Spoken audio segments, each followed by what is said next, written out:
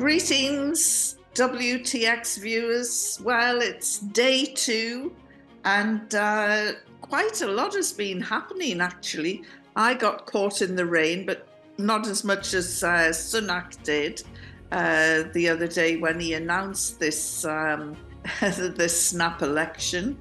But it's been a day of up and down, depending who you are. Labour, for instance, have expelled Jeremy Corbyn, and Keir Starmer refuses to readmit Diane Abbott, and yet he welcomes with open arms that awful Tory woman, Natalie Elphicke, into the ranks of the Labour Party, and he refuses to rule out welcoming Nigel Farage into Labour. Imagine that. Of course, Farage has said that he's not going to stand in this election, which is a relief to a lot of us. But I think he's still heavily involved in this reform party that he's running. So that's the news on the Labour side. I think that there's a witch hunt going on at the moment in the Tory party headquarters to find out who on earth let little Rishi Sunak out in Downing Street without a raincoat, getting his Armani suit all wet and drawing comparisons to drowning rats. Come on, it was obvious, surely. Well, it was to me. But yeah, the news today is that Jeremy Corbyn, a very nice man, has been expelled from the party he has served for 40 years. But he'll still be standing in Islington North. So do give him your support. On the journalism side, the killer question today came from Michelle Hussain on the Today programme, Radio 4, when she asked, is Natalie Elphicke more representative of Labour values than Diane Abbott? Keir Starmer, a man who has a gymnastic tongue, let's put it that way, flips and flops and he's all over the place, says one thing and then does another. He can't be trusted. He's like Labour. Of course, that's my humble opinion. And yeah, so what else has been happening? Oh, Wes Streeting seems to think immigrants are overburdening the NHS. But without migrants, there would be no NHS. Think about it. You know, there'll be lots of you out there whose parents came over from the Windrush generation to boost the ranks of the NHS, and highly valued and prized you are too. So Wes Streeting needs to readjust his awful views. And why on earth he came out with that rubbish, I'm not sure. Everywhere Starmer went today, there was only one question thrown at him. And again, it was over the suspension of Diane Abbott, the Hackney Queen, who is much loved in her constituency. Every year since she stood, she has increased her majority. And, you know, she has said that Keir Starmer is responsible for either lifting her suspension or expelling her. He says that he's not. But to be truthful, these are the actions of a cowardly and dishonest man. And he's also a bit of a bully, I think. Well, I won't go back onto Natalie Elphicke again. But I just think that the treatment of Diane Abbott in the ranks of Labour is awful. And if they'll do that to one of their own, well, you just have to wonder. Meanwhile, Energy Minister Graham Stewart was appallingly bad on Radio 4. I know I've got to extend or expand my listening habits, but he was on Radio 4 saying Frank Hester, you know, the man with megabucks who bought his way into the Tory party. This energy minister, Graham Stewart, said that Frank Hester shouldn't be cancelled for something he said 5 years ago. Well, you know, fair enough, but what did he say 5 years ago? Again, Diane Abbott back in the crosshairs.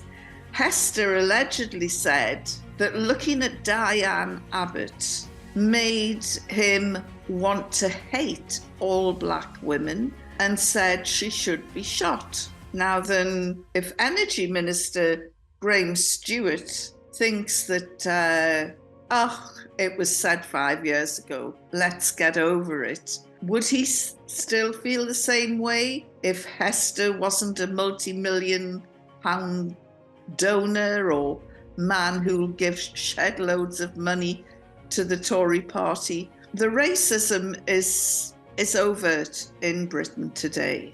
And for those of you with white fragility who are in denial, waken up, please. Racism is, you just have to look at the way Diane Abbott has been treated. And she lists the racist and sexist abuse that she has been subject to almost on a daily basis in a fascinating interview with Owen Jones. It should still be out there if you care to Google it. But if you want a more recent reminder, who remembers the speaker, Lindsay Hoyle? How he's still in his job, I don't know. But Diane Abbott stood up 46 times to ask during a PMQ, Prime Minister's questions, about the abhorrent racist abuse and threats she had faced, and was ignored every single time she stood up and, wanted to speak. Westminster is just wrapped in institutionalized racism.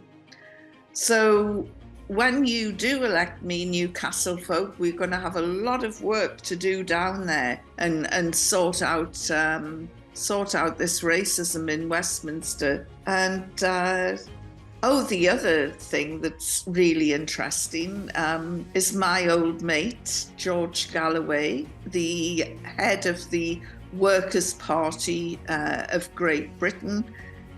He's busy going through all the applicants who want to be candidates for WPGB.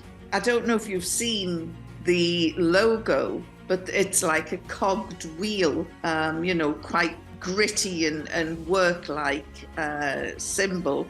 Anyway, it looks as though somebody in the Labour Party has readjusted Labour's logo and basically nicked the Workers' Party GB logo. There should be pictures coming up so you can see and make your own judgment. But I know George Galloway, he has lawyers on speed dial. And I have a feeling that he'll be hiring copyright infringement experts soon to see what he can do about that. Of course, there's loads of comings and goings in the House of Commons this week as MPs are leaving for the last time because they're resigning or retiring. And one of those is fearless former Scottish Justice Minister Kenny MacAskill, who is standing down from his East Lothian seat, which he's held since 2019. But it's not so much a farewell, it's he should be coming back because he is standing in the Alloa and Grangemouth seat, I think it's called. I'll check on that. But Kenny's mission is to try and save Scotland's last oil refinery. at Grangemouth. Thousands of jobs depend on it. The unions begged him to just move over there. It's just, it's not very far away. And it's actually pretty much where he started his political career. Those of you in England who might not have heard of him, the reason I called him fearless is because when he was the Justice Minister and he was asked to send the Lockerbie bomber home, this was McGrahy, who had developed terminal cancer, and he only had a few months left to live. And Kenny McCaskill showed his compassion and sent the Lockerbie bomber home. America was outraged. They wanted it stopping. But Scotland, the brave, stood up and said no. And McGrahy went home and spent his final months with his family. So he's just a really nice guy. So we wish him all the best. But of course, my focus is in England and the people of Newcastle. And I'll be talking more about my constituency over the coming days. And there's a real brouhaha stirring over the tap water in Newcastle. And I'll tell you why in a forthcoming podcast. So do stay tuned and do give us your feedback on Confessions of a Candidate.